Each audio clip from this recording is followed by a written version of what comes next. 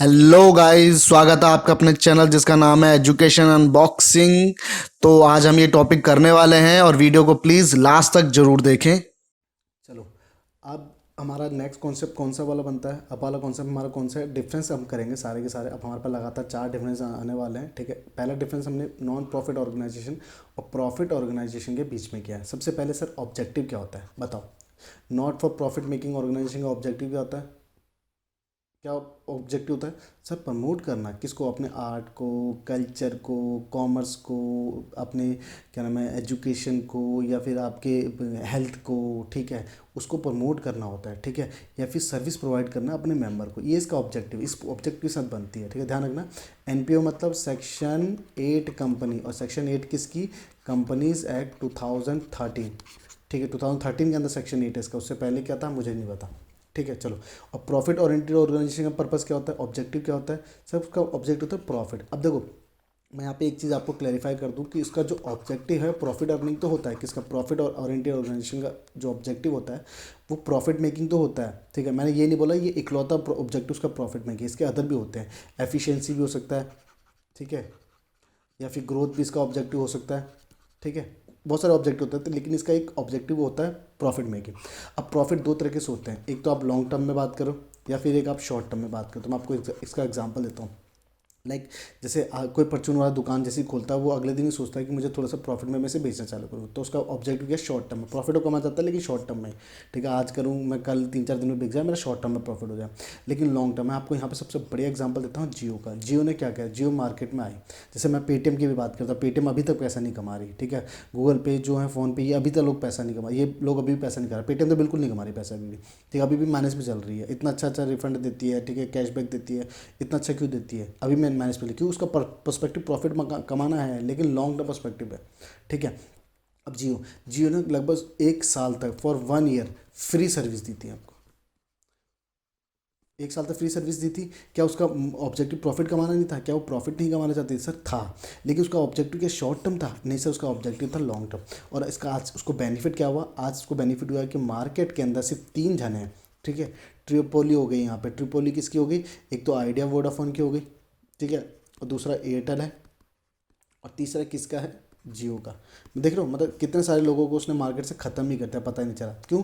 उसका ऑब्जेक्टिव था, लेकिन कौन सा ऑब्जेक्टिव था उसका? उसका लॉन्ग टर्म ऑब्जेक्टिव था, शॉर्ट टर्म ऑब्जेक्टिव उसका बिल्कुल भी नहीं था। ठीक है, तो इसका मतलब ये नहीं कि आपको लॉन्ग टर्म ऑब्जेक्टिव रखना है, कल को काम करोगे तो लॉन्ग टर्म ऑब्जेक्टिव नहीं रखना है, शॉर्ट टर्म नहीं रखना है, लॉन्ग टर्म रखना है। सर मर्जी है, depends on the circumstances, depends on the business. ठीक है, सेकंड।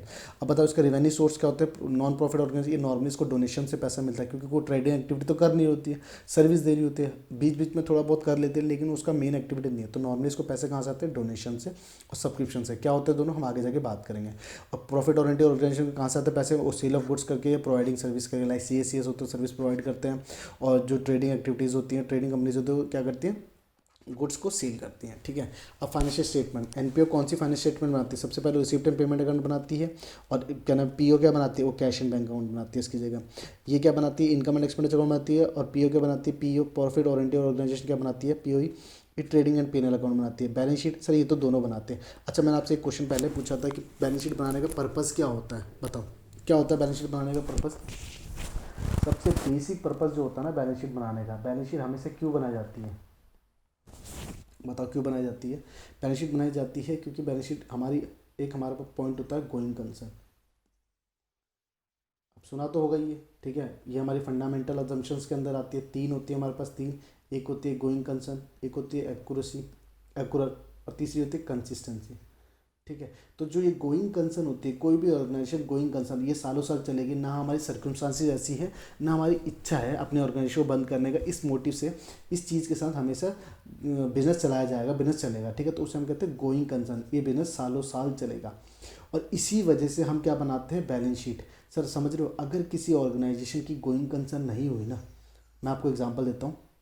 ठीक है, आप लोगों ने एक मूवी देखी होगी। ठीक है, क्या नाम है, क्या नाम है, वो कौन सी थी, मेरे को मूवी का नाम नहीं याद है। ठीक है, उसमें हीरो का नाम होता है राजा। ठीक है, राजा का भाई होता है परेश रावल, परेश रावल होता है, परेश रावल।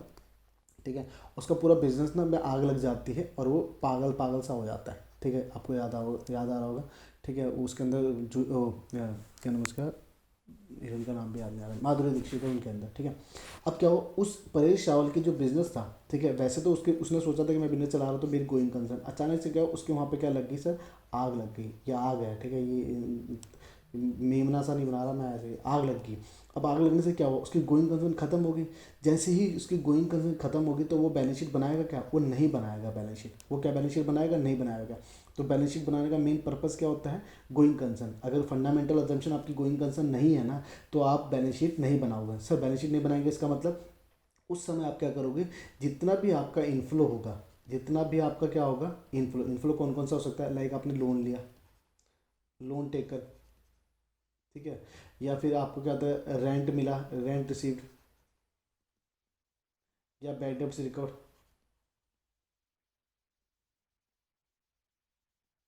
ठीक है, या फिर असेट सोल्ड कर दी, कौन सी असेट, फिक्स असेट, ठीक है, कौन सी असेट आपने सोल्ड सेल कर दी, फिक्स असेट सोल्ड,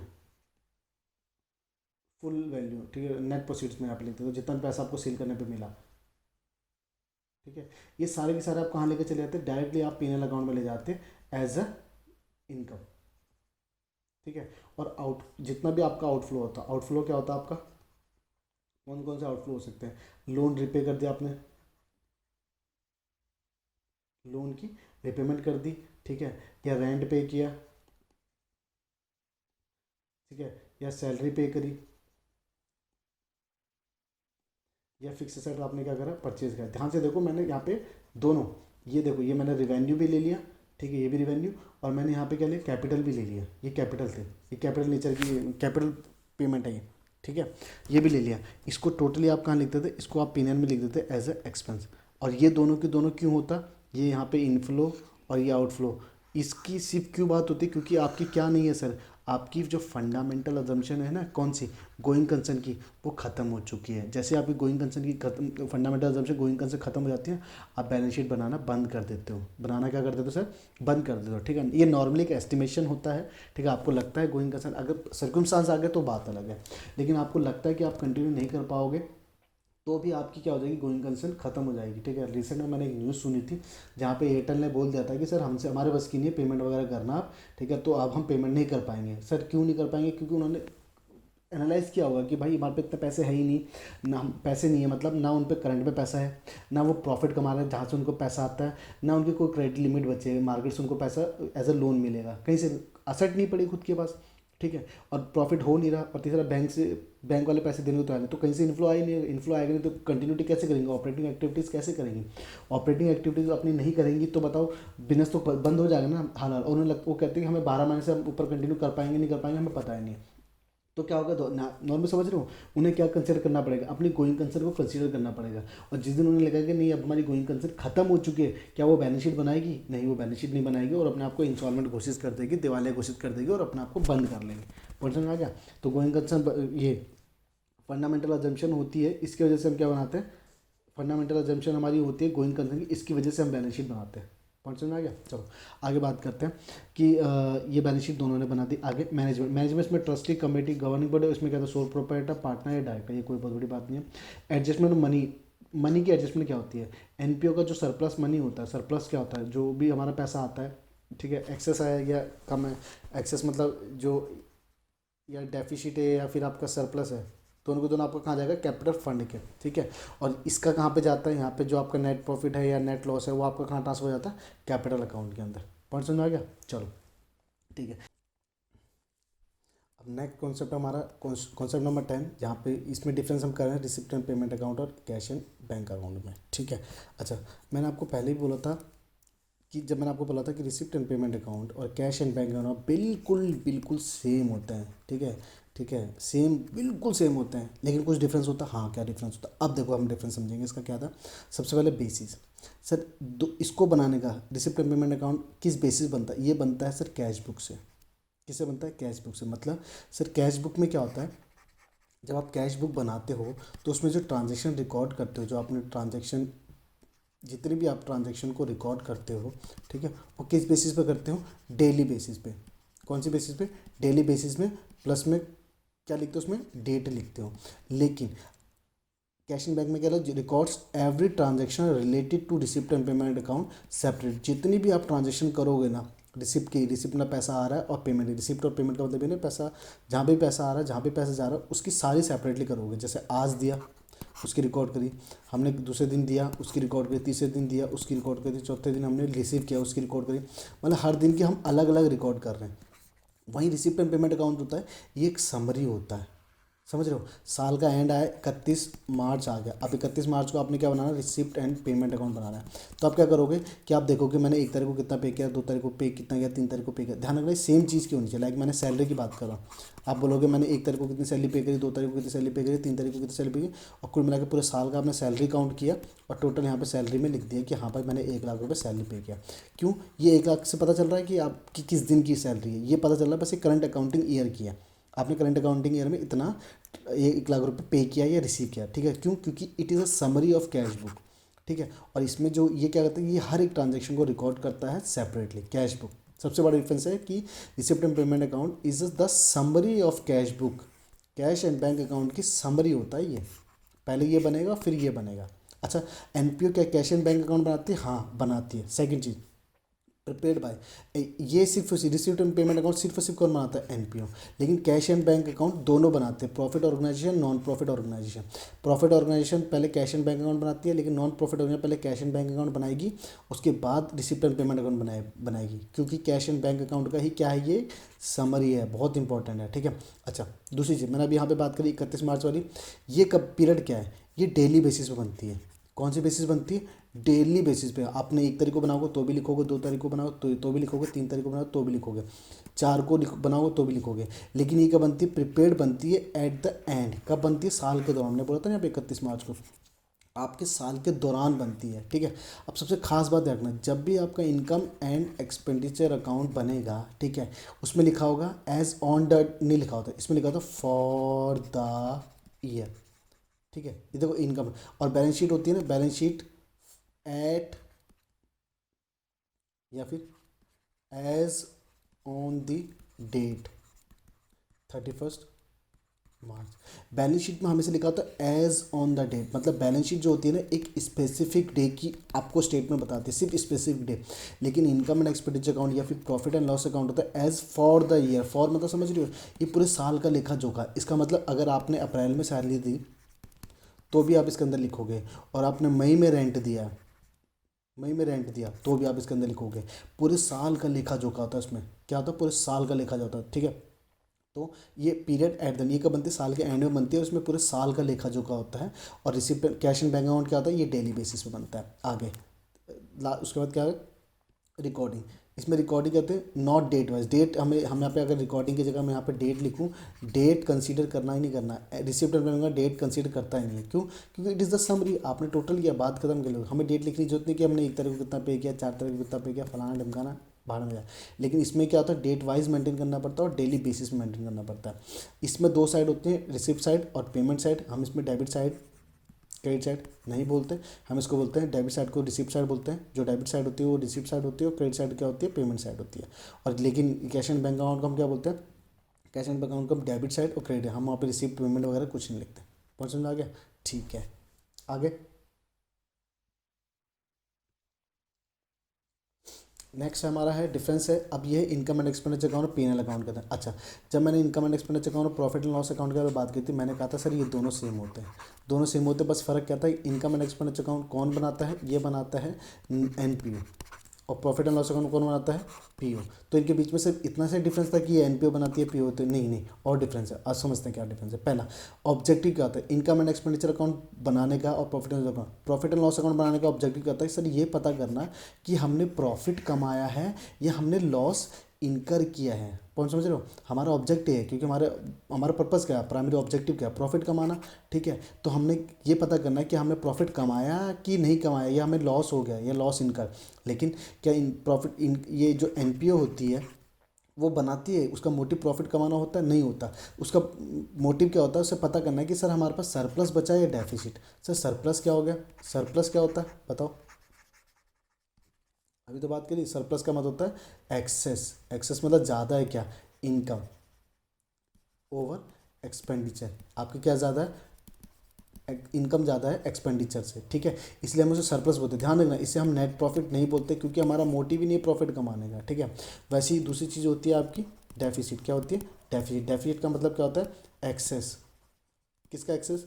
एक्सपेंडिचर। यहाँ पे आपके क्या ज़्यादा हो जाते हैं? यहाँ पे आपके एक्सपेंडिचर ज़्यादा होंगे, एक्सेस ओवर इनकम। आपके यहाँ पे क्या ज़्यादा होगी? इनकम, एक्सपेंडिचर ज़्यादा होगी इनकम से। इसे हम डेफिशिएंट बोलते हैं, इसे हम नेट लॉस नहीं बोलते हैं, ठीक है। ये नेगेटिव लॉस भी नहीं बोलते हम, नेगेटिव प्रॉफिट भी नहीं बोलते इसे। क्यों नहीं बोलते? हमारा ऑब्जेक्टिव ही नहीं था ये, ठीक है। तो यहाँ पे हमारा ऑब्जेक्टिव क्या होता है? डिटरमाइन करना है कि हमारा सरप्लस है, कि हमारे पे हमारी इनकम ज़्यादा हुई है एक्सपेंस से, या हमारा एक्सपेंस ज़्यादा हुआ है इनकम से, ठीक है। प्रीपेड भाई ये कौन बनाता है? ये एनपीओ बनाती है और ये पीओ बनाती है, मेन बात, ठीक है। प्रॉफिट मोटिव के ऊपर बात करते हैं, ऑब्जेक्टिव के ऊपर बात करते हैं। बैलेंस फिगर, इसका बैलेंस फिगर क्या आता है? नेट प्रॉफिट आता है और या नेट लॉस आता है। और इसका क्या आता है? सरप्लस आता है और डेफिशिएंट आता है। ध्यान रखना, एक क्वेश्चन बनता है 1 नंबर का, ठीक है, प्रोफेशनल कोर्सेज के अंदर देखा गया है ये question. Excess of income over expenditure पूछ लेते हैं। सरप्लस का मतलब क्या होता है? Excess of income over expenditure या excess of expenditure over income, surplus या डेफिसिट। तो सरप्लस का क्या होता है? Excess of income over expenditure, और डेफिसिट का होता है excess of expenditure over income. और यहाँ पे क्या बनता है? Net profit net loss. यहाँ पे सरप्लस डेफिसिट के ऊपर था, सारा ऑब्जेक्टिव ऊपर बेस्ड है। अच्छा, ये फाइनल अकाउंट, इसके फाइनल अकाउंट, इसका मतलब जो एनपीओ के final account, income and expenditure के फाइनल अकाउंट कैसे बनते हैं? Receipt and payment account plus में कुछ एडिशनल इन्फॉर्मेशन, किस बारे में? आउटस्टैंडिंग के बारे में, प्रीपेड के बारे में, ये इन्फॉर्मेशन लेते हैं और तब जाके हम क्या बनाते हैं? अपना इनकम एंड एक्सपेंडिचर अकाउंट, ठीक है। और लेकिन जो profit oriented, profit and loss account कैसे बनते हैं? हमारे ट्रायल बैलेंस में कुछ इन्फॉर्मेशन होती है और ट्रायल बैलेंस से हम उठाते हैं, और प्लस में additional information cash and bank account वगैरह होगा वहाँ से उठाते हैं, तब जाके हम अपने फाइनल अकाउंट्स के बनाते हैं। और ये कैसे बनाती है? Receipt and payment account plus में एडिशनल इन्फॉर्मेशन लेती है, फिर बनाती है। पॉइंट समझ आ गया? चलिए आगे। अब जो है, अब जो आया ना ये सर, ये बहुत ज़्यादा इंपॉर्टेंट है, बहुत ज़्यादा इंपॉर्टेंट, क्योंकि एग्जाम में ना अगर आपको ये डिफरेंस नहीं पता है ना, तो समझ जाओ कि आप income and expenditure account from receipt and payment account नहीं बना पाओगे। प्रोफेशनल कोर्स करोगे तो उल्टा भी आता है, मतलब इस ये दे रखा होगा ये बनाना होगा, या ये दे रखा होगा ये बनाना होगा, और जब तक आपको इन दोनों के बीच में रिलेशन नहीं पता ना, आप तो सर समझ लो बना ही नहीं पाओगे। एक चीज़ के गिवन होने पर दूसरी चीज़ बना ही नहीं पाओगे, ठीक है। तो पहले हम डिफरेंस समझेंगे और तब देखेंगे इन दोनों में एक्चुअल में इतना अंतर क्यों होता है, ठीक है। पहला, सबसे पहली बात, और देखो मैंने यहाँ पे जो बेसिस लिए हैं ना, वो सारे बेसिस वही पुराने वाले लिए हैं जिस बेसिस पे मैंने आपको इनकी करेक्टरिस्टिक्स करवाई थी, ताकि आपको जो ये बेसिस है बार बार याद ना करनी पड़े। क्या? आपको जो ये बेसिस है ये बार बार आपको याद ना करनी पड़े, ठीक है। सबसे पहले रिसिप्ट एंड पेमेंट अकाउंट को बनाने का किस बेसिस पे बनाते हैं? रिसिप्ट एंड पेमेंट अकाउंट बनाते हैं हम कैश बेसिस पे, ठीक है। और इनकम एंड एक्सपेंडिचर अकाउंट को एक्रोल बेसिस पे, ठीक है। अब कैश बेसिस को एक्रोल में कैसे कैश कन्वर्ट किया जाता है? जो कैश बेसिस होता है उसको, लेट्स सपोज इनकम है, अगर इनकम है उसको एक्रोल बेसिस में कैसे करूँगा? इनकम में मैं पहली बात तो आउटस्टैंडिंग ऐड कर लूँगा, ठीक है। और जो प्रीपेड होगी, ठीक है, एडवांस मतलब सॉरी एडवांस होगी, उसे मैं माइनस कर लूँगा। तो ये क्या हो जाएगा? ये मेरी एक्रोल बेसिस आ जाएगी। और वही अगर एक्सपेंस होता, क्या होता?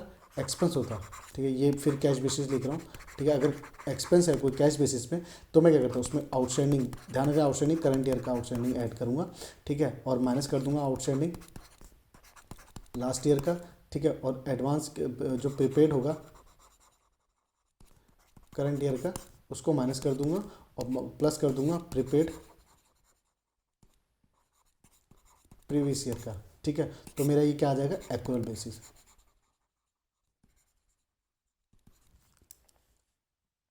ये करंट ईयर वाला है, यहाँ पे आउटस्टैंडिंग प्रीवियस ईयर वाला क्या होता है? माइनस हो जाता है। एडवांस करंट ईयर का माइनस होगा, ये करंट ईयर का है, ठीक है। और एडवांस अगर प्रीवियस ईयर का होगा तो वो प्लस हो जाएगा, ठीक है। अगर आपको कन्फ्यूज़न है तो आपको कन्फ्यूज़न की कोई ज़रूरत नहीं है। जो मैंने इनकम अकाउंट के ऊपर कॉन्सेप्ट कराया ना, इनकम अकाउंट का जो कॉन्सेप्ट कराया, ठीक है, या एक्सपेंस अकाउंट का जो मैंने कॉन्सेप्ट कराया, ठीक है, वो आप डायरेक्टली वहाँ पे कैश बेसिस, जहाँ पे टू कैश या बाय कैश जहाँ पे था वो कैश बेसिस पे था, और जो उल्टी तरफ जो by income and expenditure account या to income and expenditure account आया, वो दोनों क्या है? एक्रुअल बेसिस पे। तो वहाँ पे जो एक्रुअल और कैश का जो डिफरेंस है आपको अपने आप ही ख़त्म हो जाएगा, ठीक है। और मैं बेटर आपको बोलूँगा कि जो ये तरीका है, इससे बेटर तरीका मुझे वो लगता है अकाउंट वाला, ठीक है। तो आप अकाउंट वाले कोई कॉन्सेप्ट को करने की कोशिश करें, आपको लॉन्ग टर्म तक इसका बेनिफिट मिलेगा, ठीक है। चलो, बेसिस क्या होता है? कैश बेसिस और एक्रुअल बेसिस। अब ध्यान रखना, कभी भी कोई भी इनकम दे रखी है प्लस में उसका कैश दे रखा हो, आप हमेशा मानना कि cash is equal to accrual.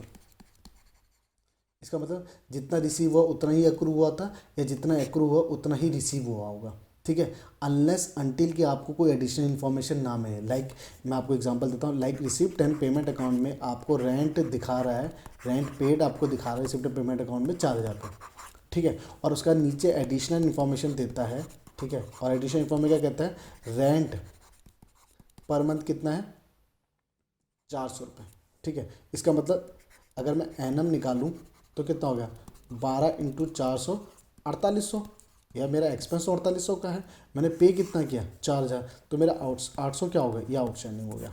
लेकिन अगर हमें ये सिर्फ ये इन्फॉर्मेशन दी होती है और इस बार एडिशनल इन्फॉर्मेशन के बारे में कोई बात नहीं करता, तो हम क्या मानते, 4000 ही क्या हमारी एक्रूड है।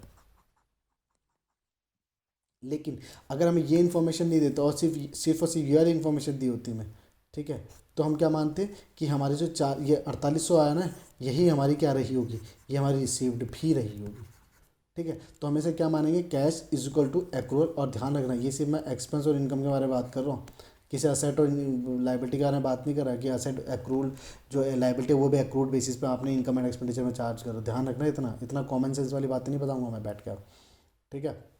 चलो बहुत बढ़िया, कोई बात नहीं। आगे नेचर क्या होता है, सेम बात, receipt and payment account asset होती है तो उसका नेचर क्या होगा, रियल अकाउंट का। और इनकम एंड एक्सपेंडिचर अकाउंट एक एक्सपेंस और इनकम से रिलेटेड है तो उसका नेचर क्या होता है, नॉमिनल का। पर्पस क्या होता है, रिसिप्ट एंड पेमेंट अकाउंट का पर्पस होता है कि डिफरेंस बताना किसके बीच में, अपनी टोटल रिसिप्ट के बीच में और टोटल पेमेंट के बीच में। और इनकम एंड एक्सपेंडिचर अकाउंट का नेचर क्या, पर्पस क्या होता है कि उन्हें बताना है कि एक्चुअल में हमारी जो एक्टिविटीज़, हमने जो ऑपरेटिंग एक्टिविटीज़ करी हैं उसका क्या बेनिफिट हुआ, उसका क्या रिजल्ट आया, हमारे पास सरप्लस आया क्या सर, हमारे पास डेफिसिट आया, ठीक है। इसमें पीरियड, अच्छा कौन सा period, receipt and payment account हमने बोला सर कैश बेसिस, फर्क नहीं पड़ता वो करंट ईयर से हो, प्रीसीडिंग ईयर से हो या सक्सीडिंग ईयर से हो। सर कैपिटल या रिवेन्यू, सर फर्क ही नहीं पड़ता कैपिटल और रिवेन्यू, ठीक है। लेकिन इनकम एंड एक्सपेंडिचर अकाउंट में पहली बात तो हमें फ़र्क पड़ेगा क्योंकि हम सिर्फ उन ट्रांजेक्शन को कंसिडर करते हैं जो करंट ईयर की होती है। क्यों, क्योंकि हम इसको किस बेसिस पे बनाते हैं, एक्रूअल बेसिस पे। देखो एक चीज़ को समझोगे ना तो सारी चीज़ें आपस में कोरिलेटेड है, कन्फ्यूजन होने वाली बात नहीं है। हम सिर्फ करंट ईयर में क्यों कंसिडर करते हैं, क्योंकि एक्रूअल बेसिस पे होती है, ठीक है। इसका मतलब सर, और इसमें सिर्फ कौन सी ट्रांजेक्शन को कंसिडर किया जाता है, सिर्फ और सिर्फ रेवेन्यू को ट्रांजेक्शन किया जाता है। इसका मतलब जो कैपिटल ट्रांजेक्शन होती है, ठीक है, उनको क्या कर देंगे हम, इग्नोर कर दो, ठीक है। और लड़कियां तो जल्दी कर सकते हैं इन चीज़ों को, ठीक है। आगे एडजस्टमेंट करने की कोई रिक्वायरमेंट है सर, कुछ रिक्वायरमेंट नहीं है, जितना आ रहा है लिख दो ना, ऐड कर दो, जितना जा रहा है माइनस कर दो, खत्म करो ना, ऐसा इतना क्यों सोचते हो, जितना आ रहा है उसको लिख दो आप रिसिप्ट साइड में, और जितना जा रहा है ना सर उसको लिख दो आप पेमेंट साइड में, ठीक है। पूछो ही मत कि एक्रू कितना हो। लेकिन अगर हम इनकम एंड एक्सपेंडिचर अकाउंट तो हमें देखना पड़ेगा कि हमारे आउटस्टैंडिंग का क्या ट्रीटमेंट है, प्रीपेड का क्या ट्रीटमेंट है और एडवांस का ट्रीटमेंट है, और करंट ईयर का क्या ट्रीटमेंट है, प्रीवियस ईयर का क्या ट्रीटमेंट है, दोनों का ट्रीटमेंट। अच्छा, क्या कैश एंड बैंक अकाउंट का ओपनिंग होता है, हाँ होता है। रिसिप्ट एंड पेमेंट अकाउंट का ओपनिंग होगा सर, होगा ना, क्यों नहीं होगा, ठीक है। और इनकम एंड एक्सपेंडिचर अकाउंट का ओपनिंग होता है सर, नहीं होता, क्योंकि इसका जो बैलेंसिंग फिगर होता है, क्या होता है, बैलेंसिंग फिगर होता है, वो जो सरप्लस हमारा होता है, ठीक है, या मैं उसको डेफिशिट बोल दूँ अगर नेगेटिव में बोलूँ तो वो कहाँ हो जाता है, वो ट्रांसफ़र कर दिया जाता है सीधा कि सीधा कहाँ पे, जनरल फंड के अंदर, या फिर आपको कैपिटल फंड कुछ भी बोल सकते हो, वहाँ पे ट्रांसफ़र कर दिया जाता है, ठीक है। पॉइंट समझ आ गया, ओके। सर फॉर्म वही, डेबिट, इसकी डेबिट साइड को हम रिसिप्ट कहते हैं, उसकी क्रेडिट साइड को पेमेंट कहते हैं, लेकिन इसकी डेबिट साइड को एक्सपेंडिचर और क्रेडिट साइड को इनकम कहते हैं, ठीक है। अब इन दोनों में एक बहुत इंपॉर्टेंट डिफरेंस ये भी है कि non cash expense, non cash expenses, कुछ ऐसे एक्सपेंसेस होते हैं जिनके लिए हमारा कोई कैश नहीं आता, हमने पहले भी बात करी थी, लाइक डेप्रिसिएशन हो गया, या फिर बैड डेब्ट्स हो गया, ठीक है, या फिर आपके प्रोविजंस हो गए, ठीक है। अब बताओ ये जो चीज़ें ना, ये हमारे एक्सपेंस तो हैं, एक्सपेंस, ये प्रोविज़न हमारा क्या है, ये प्रोविज़न है, ठीक है, ये लॉस है, ये क्या एक्सपेंस है, इनको हम कहाँ कंसिडर करेंगे, इनको हम इनकम एंड एक्सपेंडिचर में कंसिडर करेंगे, ठीक है। और लेकिन हम इसको क्या, कैश एंड बैंक अकाउंट में, या फिर मैं आपको अगर इसको काट दूँ यहाँ से, ठीक है, इसको रिसिप्ट एंड पेमेंट अकाउंट में कंसिडर करेंगे, नहीं करेंगे, क्योंकि इसके लिए कभी कैश जाता ही नहीं, कभी कैश जाता है, नहीं जाता। तो ध्यान रखना कि depreciation is a non cash expense, तो इसलिए सिर्फ इसको कहाँ पे शो किया जाता है, यहाँ पे मैंने इसमें गलती से लिख दिया, shown in income and expenditure account only, सिर्फ और सिर्फ कहाँ शो किया जाएगा इसको, इनकम एंड एक्सपेंडिचर अकाउंट में, ना कि कहाँ पे, ना कि कैश एंड बैंक अकाउंट के अंदर। मैं खुद ही कंफ्यूज हो गया, मैं बोला ये क्या लिख दिया मैंने, ध्यान कहीं भंग हो गया होगा मेरा कहीं पर, कोई बात नहीं। डेप्रिसिएशन क्या है, एक नॉन कैश एक्सपेंस है, इसलिए उसको सिर्फ इनकम एंड एक्सपेंडिचर में लिखा जाता है, कैश एंड बैंक अकाउंट के अंदर या रिसिप्ट एंड पेमेंट अकाउंट के अंदर उसे कंसीडर नहीं किया जाएगा। ठीक है, तो ये नॉर्मली आपके 8 डिफरेंसेस हैं आपके पेपर में, इन इसके ऊपर इसके ऊपर इसके ऊपर इसके ऊपर, ठीक है, और इसके ऊपर, इन पांचों पॉइंट के ऊपर बहुत ज़्यादा क्वेश्चन बनते हैं। ठीक है, एक नंबर के क्वेश्चन बनते हैं और आते भी हैं। ठीक है, प्रोफेशनल कोर्स के अंदर और 12th के अंदर, दोनों के अंदर आप पास्ट ईयर एग्जामिनेशन के क्वेश्चन देख सकते हैं। ठीक है, चलिए। तो ये है वो कॉन्सेप्ट जो हम नेक्स्ट क्लास में करने वाले हैं। तो जाने से पहले लाइक, सब्सक्राइब एंड शेयर करना ना भूलें। And thank you guys, bye bye.